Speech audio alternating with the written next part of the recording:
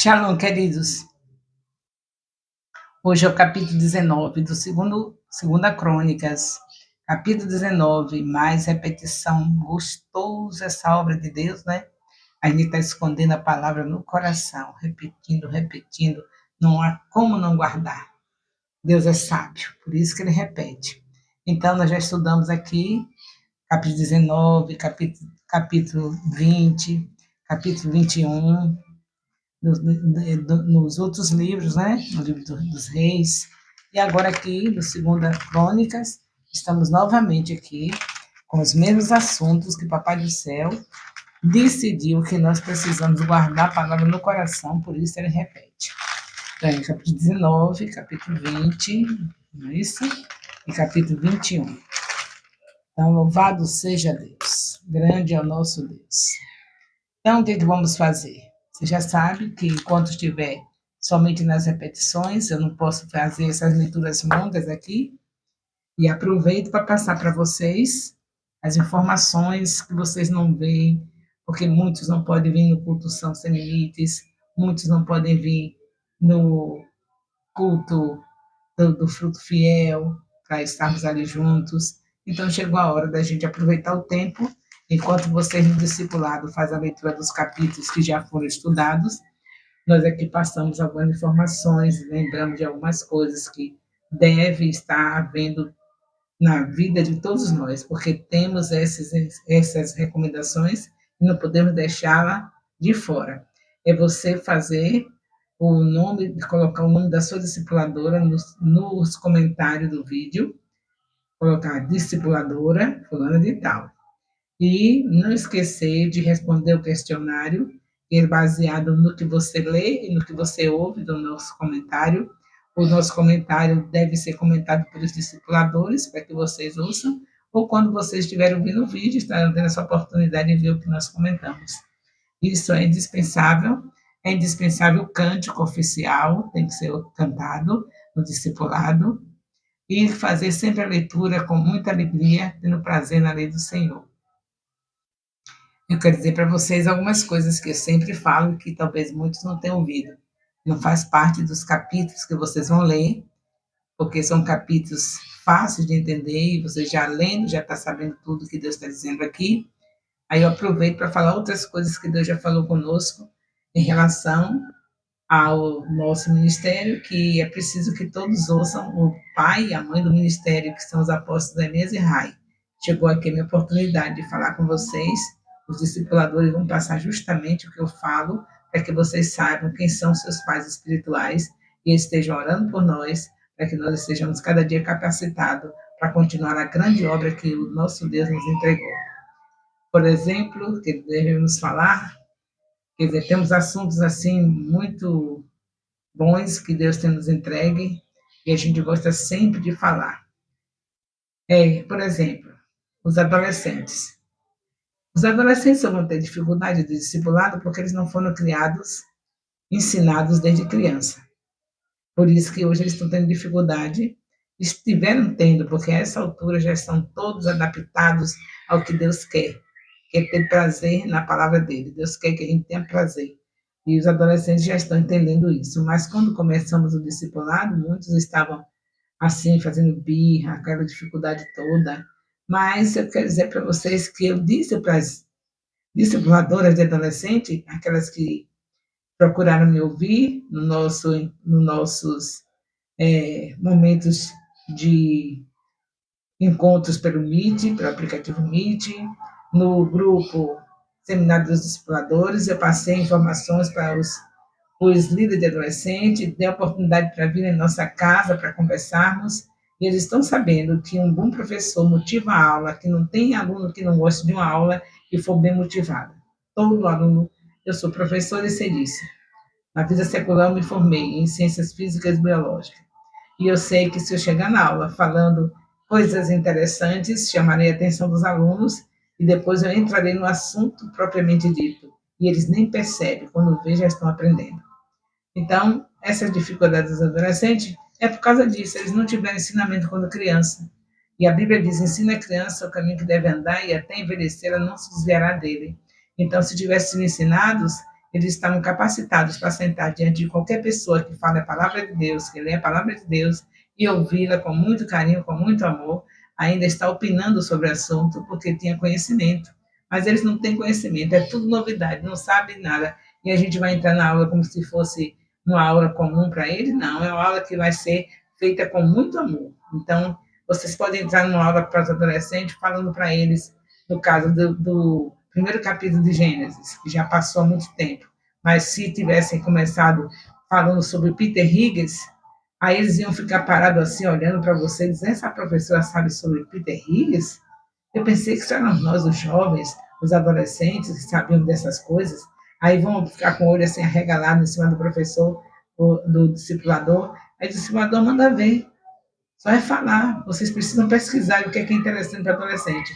Que combine com o assunto que você vai ensinar. No caso, esse assunto de Peter Higgs, ele fala que Deus que encontrou uma partícula subatômica que ela tem capacidade de criar massa, que foi essa partícula que criou tudo que você vê aí. Então, eles estão dizendo que essa partícula é a partícula de Deus, desfazendo o que está na Bíblia, porque Deus não é uma partícula, Deus é espírito. Então, eles estão assim desse jeito. Aí você começa com esse assunto, os adolescentes abrem os olhos, arregalam os olhos, você manda ver. Se você é um discipulador que tem ouvido as ministrações da sua apóstola Rai, que há dezenas de anos está no YouTube, dezenas não, mas já tem mais de uma dezena que está no YouTube, se vem acompanhando, sabe tudo que eu falo e sabe muito bem que não vai ter dificuldade de explicar para eles que no mesmo período que foi escrito Gênesis, foi escrito também 3 livros já conhecidos, tem outros, mas a gente não, eu não sei, mas tem tem o Enumerish, o Tinapichitim e a Xabacá, que era escrito em rolos, peles de animais, escrito em pedras. E aí, assim como o Gênesis foi escrito. Só que você vai entrar com esse assunto para os adolescentes, falando para eles que todo ser humano tem necessidade, quer saber de onde veio. Então, seres humanos fizeram suas cosmogonias totalmente estranhas, e Deus viu isso. Então, nessa mesma época que Deus viu os homens fazendo esse tipo de cosmogonia, que são contrárias a Deus, falando de deuses, como surgiram os deuses, como surgiram as pessoas, aí Deus se apresentou a Moisés, quando o povo dele estava preso, estava cativo no Egito, e falou para Moisés que queria que libertasse o povo.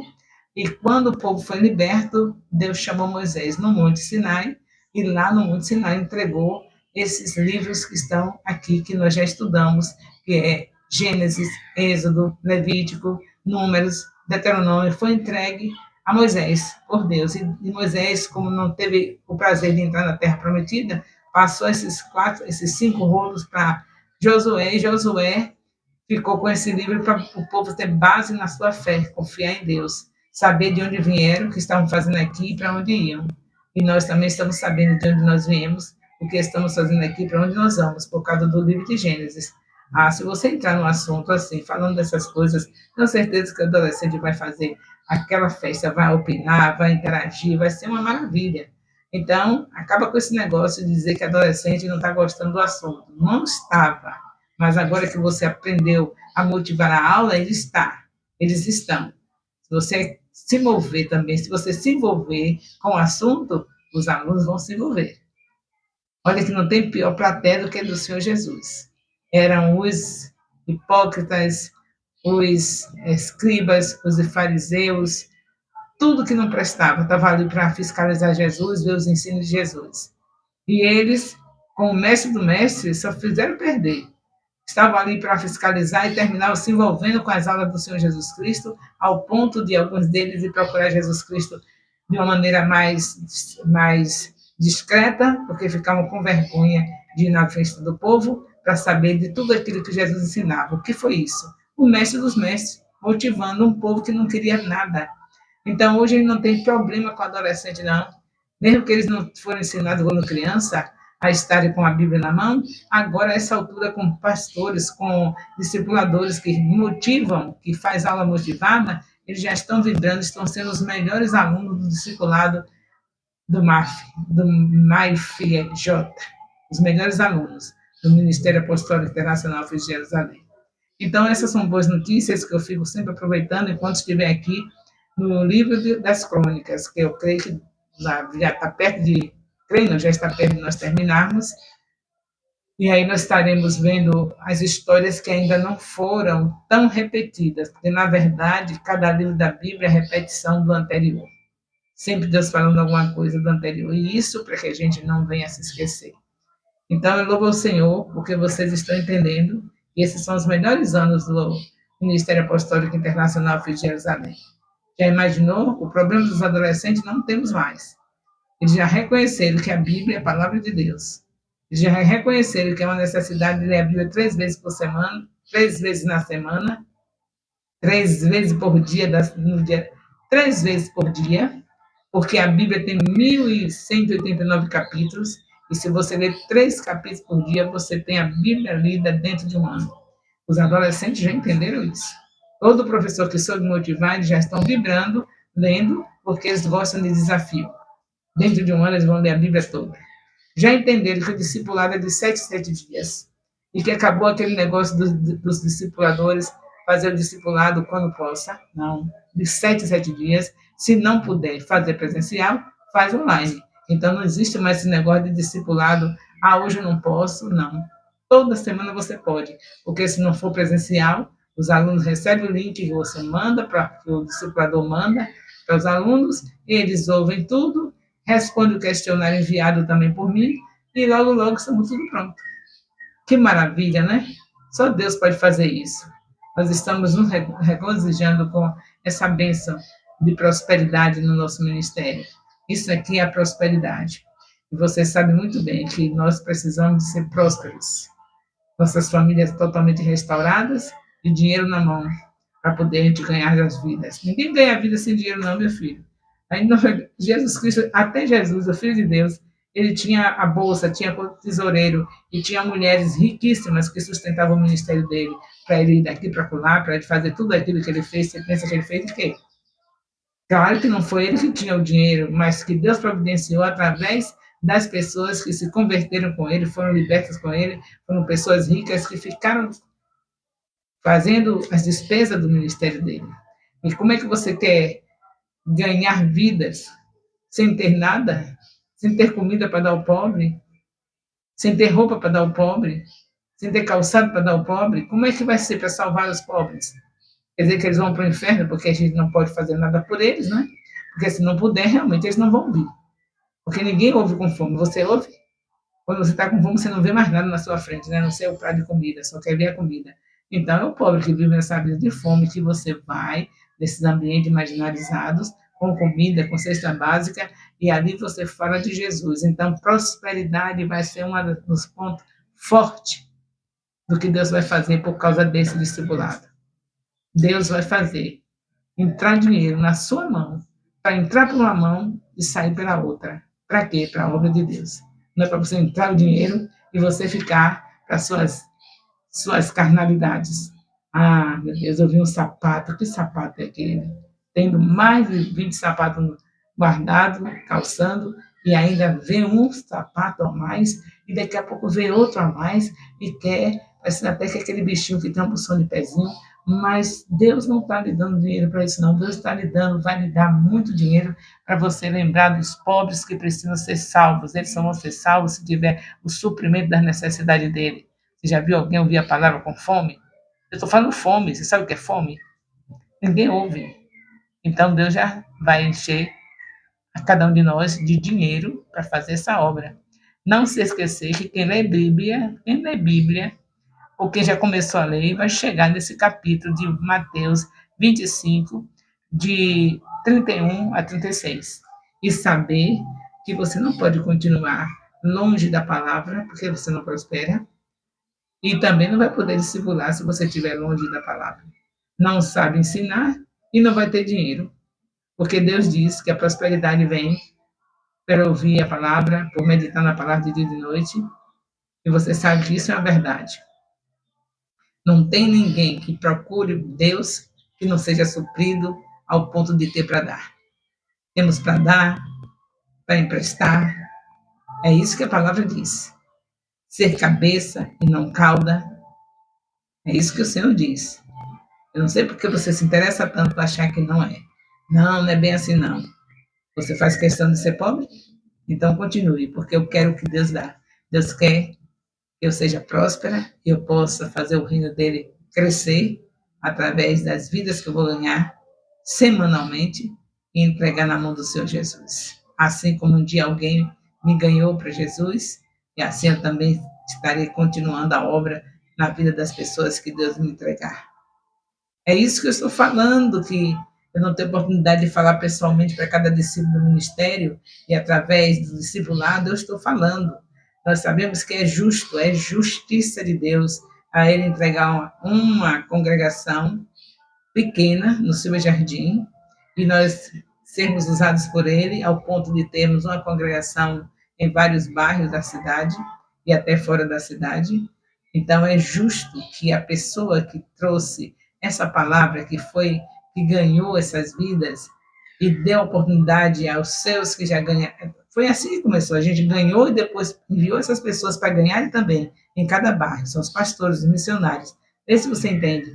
E que a obra continua porque esse casal que fez isso, os apóstolos Elias e Rai, eles ainda estão vivos pela graça de Deus. Então, não parou o ministério deles. Então, esse discipulado é uma oportunidade que eu tenho para falar com vocês, dizer para vocês que a boa obra que o Senhor começou há 22 anos atrás é a obra que ele está continuando com a minha vida e com a vida do meu marido, o apóstolo Elias. Os discipuladores que estão nas suas mãos, se são os pastores, missionários e bispos, eles passaram pelas nossas mãos. E os demais discípulos que estão na congregação estão recebendo discípulos porque nós os colocamos aí nesse lugar. Porque esse discipulador que passou por nós, esse líder que está aí nesse bairro, nessa congregação, eles estão com vocês porque passaram por nós, que Deus quis fazer assim.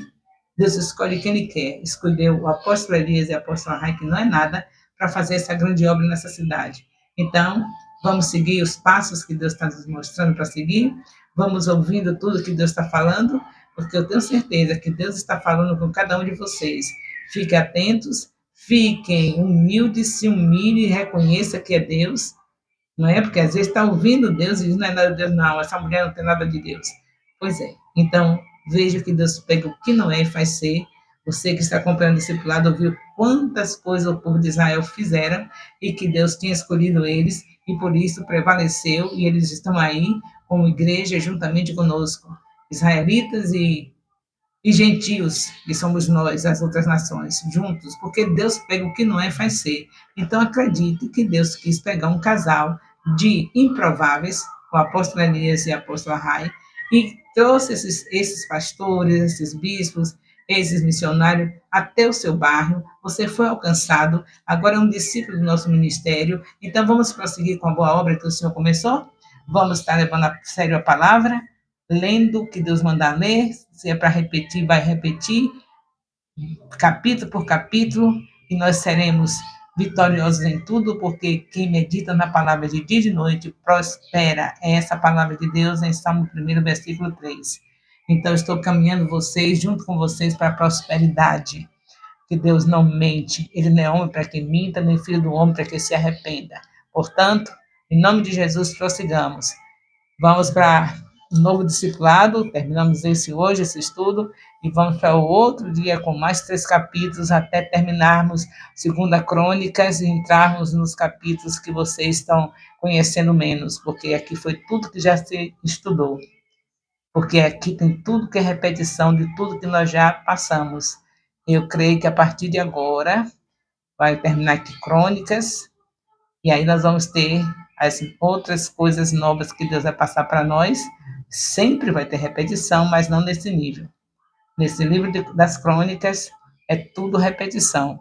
No próximo tem algumas repetições e outras coisas novas também para nós aprendermos. O amor de Deus, nosso Pai, a graça salvadora do nosso Senhor Jesus Cristo, a comunhão do Espírito Santo, seja com todos os discipuladores e discípulos do Ministério Apostólico Internacional, Filhos de Jerusalém, desde agora e para sempre. Amém. Amém.